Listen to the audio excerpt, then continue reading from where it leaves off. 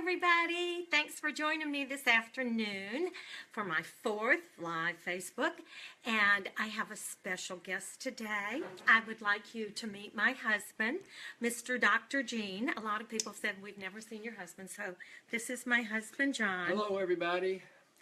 And I want you to know that I don't know what I'm doing, and he doesn't understand about Facebook Live either, but we're giving it a try, and we'll see what happens. So, thanks, John. Nice to meet you guys.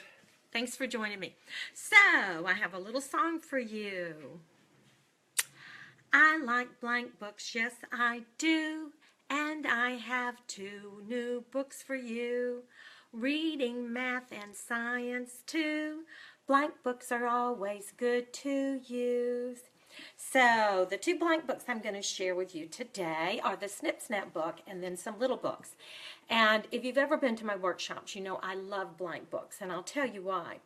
First, they are really good for differentiated instruction. Whatever skill level children are at, they have a challenge with a blank book.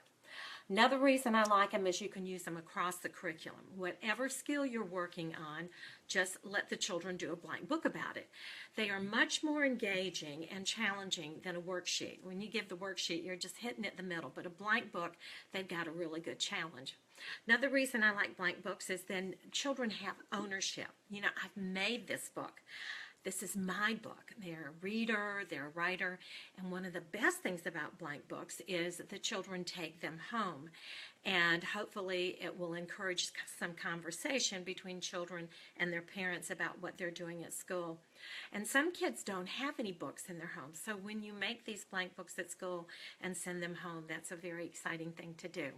So, the snip-snap book, the first one I'm going to share with you, can be made with 2 sheets of paper or 1 sheet of paper.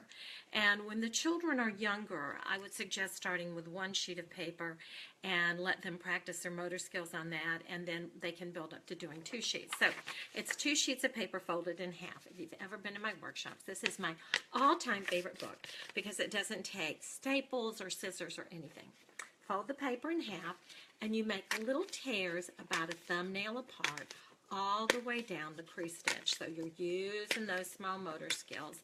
And then you fold forwards and backwards and forwards and backwards and forwards and backwards. So you got a pattern going there, and you've got opposites going, and when you get through, you have a little blank book.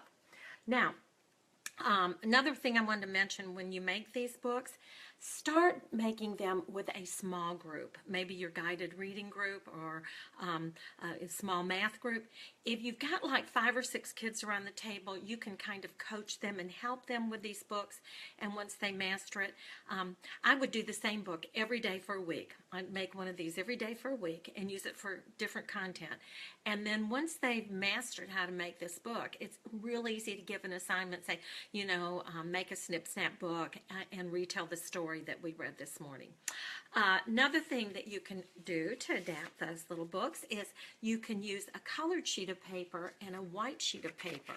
And so that's kind of fun to do to get a little seasonal variation in your books. If you turn the paper lengthwise and fold it, then you have what I call a tall book.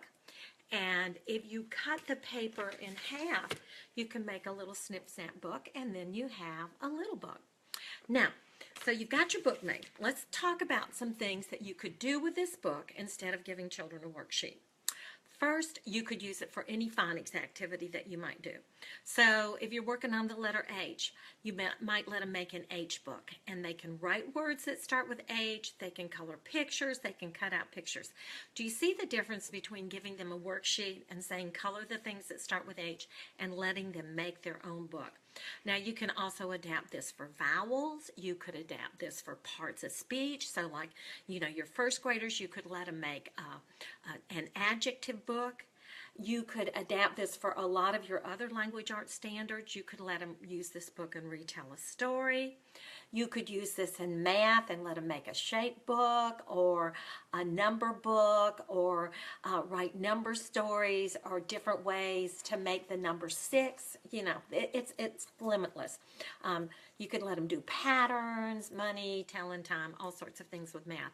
This is also good for science because you can really tie in a lot of your nonfiction writing skills that you want the children to work on. I was brainstorming one day at a workshop how to use this book, and this teacher said, oh, they could take notes. I thought, kindergarten kids taking notes? But think about this. All through their school life, they're going to have to take notes. So even with very young children, to get them in the habit of listening and then writing down or drawing a picture, or, you know, just writing a letter, whatever it might be, just listening, that you could use this for notes. You could use this for environmental print. These would also be good books to send home for homework, to let the children make a book with words they can read, and you could send it home on Monday and they could return it on Friday. You could just have these blank books in the writing center and let them write original stories. Another reason I like to make these blank books, the more time children spend in front of a screen, the more we need to do these hands-on activities with them. Paper feels good. Paper feels good. It's real. It's concrete. One teacher suggested that we make a the book. And I said, what are you talking about? And she said, you know how children have trouble with the word the?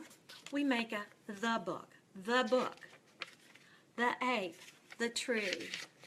The sky. The sun. The hat. The bus. The end.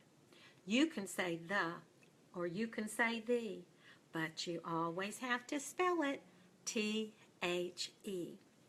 So I'm sure you can think of a million other things to do with that blank book, from vocabulary to spelling words. It's just anything you could use a worksheet for, do a blank book. It's much more engaging. Another tip when you do these books, I have the children use as many colors as you are in age. Boys will have a tendency, this is according to Leonard Sachs, boys have a tendency to get a dark color crayon and just use the same color. Little girls tend to use more colors. So if you tell them to use as many colors as you are in age, then, you know, if they're 4 years old, they have to use 4 colors, 5 years old, 5 colors. So we'll get them to be a little bit more creative and add detail with some of their work. Now, the other little book I'm going to share with you today is called The Little Book. Imagine that. So what's good about this book is you can make it have as many pages as you want. So let's say we're talking about the 4 seasons. We'd stack up 4 sheets of paper. Maybe we're doing something on the census. We'd need 5 sheets of paper. Maybe we're counting to 100 by tens. We'd take 10 sheets of paper, so whatever it might be. And you stack up the number of pages you want, and you staple in all 4 corners. You take your scissors, and you cut in one direction halfway, and then you cut in the other direction halfway, and in a New York Minute, you have 4 little books. And you can also make long skinny books using the same strategy. So you stack up the number of pages you want in your book, as many as you want, and then you staple down one side 4 times. And then with this book, you cut horizontally 1, 2, 3 times, and in a New York Minute, you have 4 long skinny books. Now, these are really good for going from left to right, for younger children to practice writing their name. These are also good for pre-writing strokes, just learning to make vertical strokes, practicing in horizontal strokes.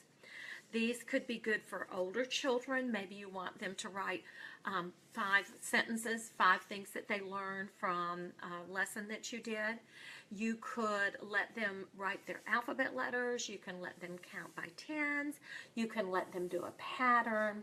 Again, there are so many different ways that you can use these long, skinny books. So thank you for joining me today. I've got a couple emails, and people said, you know, how do we get to your blog to find out more about these things? So if you just go to my website, drjean.org, Okay, that's what this looks like. And you click here where it says My Blog. You just click on My Blog. It will take you to my blog site. And if you give me your email address right here, then every day I will send you a blog and a new idea or activity. Or if you go there and in the search engine, let's say you want some Halloween ideas, or you want some things to do with leaves, or you want some things to do with making alphabet books, whatever it might be. If you put it in the search engine, then you can pull up past blogs with all that information. And I see there's something from Adam Peterson. I tell everybody I'm a dinosaur. I know lots of songs and finger plays and activities, but technology is not my strong suit. So Adam at teacherslearn2.com is going to be my new best friend and help me improve on my Facebook Live. So hopefully every time you watch this, it will get better and better. So thank you. Take care. God bless. Have a great week.